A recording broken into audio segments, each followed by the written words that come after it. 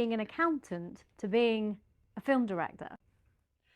Well, that wasn't a jump. I knew I didn't want to be an accountant.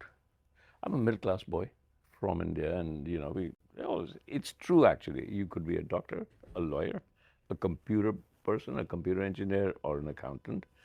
Now it's changed, or you could do a startup. I knew I wanted to be in the arts because it's now become a cliche, but I was 24. It was a time when, Mick Jagger was singing I Can Get No Satisfaction Free in Hyde Park. It was that generation, it was that time that was forcing you to reevaluate your life.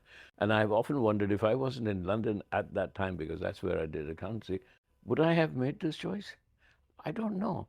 But all my friends were making this choice, that who am I? And I realized that I have to go out and try and discover who I am. And I'm not going to discover who I am as an accountant. I had to leave. So the decision was to go and jump off the cliff into a darkness of uncertainty. And through a sense of uncertainty, I discovered film, storytelling, and film and directing. It wasn't a jump to directing.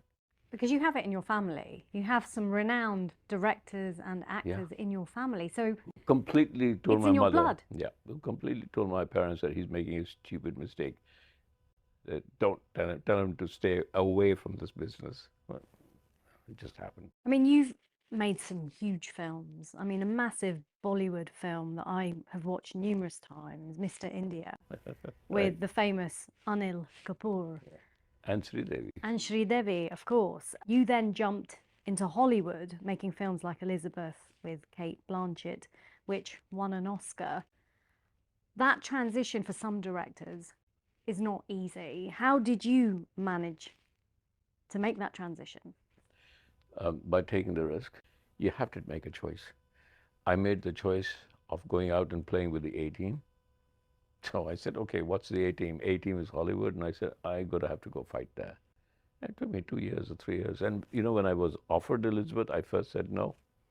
It was a very funny story. I was offered, and it was called a costume drama and history. I didn't see myself as being capable of doing that. And then I spoke to Tim Bevan, the producer, and I said, okay, Shekhar, take the risk.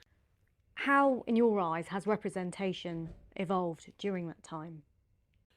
Well, it was a hard fight, because every script I used to get after Elizabeth was a huge success, every script I used to get was, if I'd say, oh, send me some international script, it was always an American going and fixing the world's problem, going to Africa, coming to India. And I said, don't send me those scripts, because it's not true.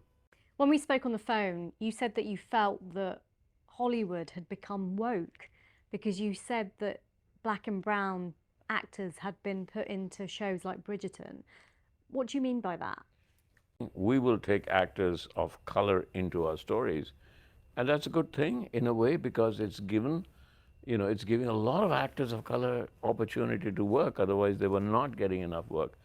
But what that's doing is hiding a greater, more fundamental issue that Hollywood should be telling stories of that culture, of the culture of the brown people, of the African American people, of the black people, of Asians. But what's happening is they're still addicted to the narrative is still their point of view. The narrative is still Hollywood's point of view. You've spoken about feeling that Hollywood is dealing with a guilty conscience, and that's why this is happening. Yeah. Can you elaborate on that? It is a guilt trip. It's a guilt trip. It's Hollywood feeling guilty about all the actors that are not getting work. And because there's a huge rise of protests. And so, yeah, they're taking them in. And I'm not saying that's wrong. I really believe that Hollywood's too concentrated together as like a group. We are Hollywood. I think it needs to be taken away and spread out. I would love to see it in Shanghai if we can. I would love to see it in Mumbai, Hollywood in Mumbai, or in Tokyo, or as is happening in Seoul anyway, in Korea. Yeah. How do you... And Africa, when you see South Asian actors do well, or films do well, when I walk and meet South Asians, they all tell me that we are so proud of you because you made Elizabeth. And I said, wait a minute, I made better films. I made Masoom in India. Yeah, that too. But you made Elizabeth, and you showed them how to make a film about their own queen. I said, that's not the point. The point is that we should be making films and be proud of who we are. And we should make the world proud of our pride. You know, that's what we need to do. We need to fundamentally change. And I come back to the idea of the narrative. The narrative, whether it's news, whether it's film, whichever way it is, whether it's OTT, is controlled by the West, has always been, because that's where this whole technology started. We need to shift the narrative away. That's great. Shekhar Kapur, thank you very much for your time. Thank you. Thank you.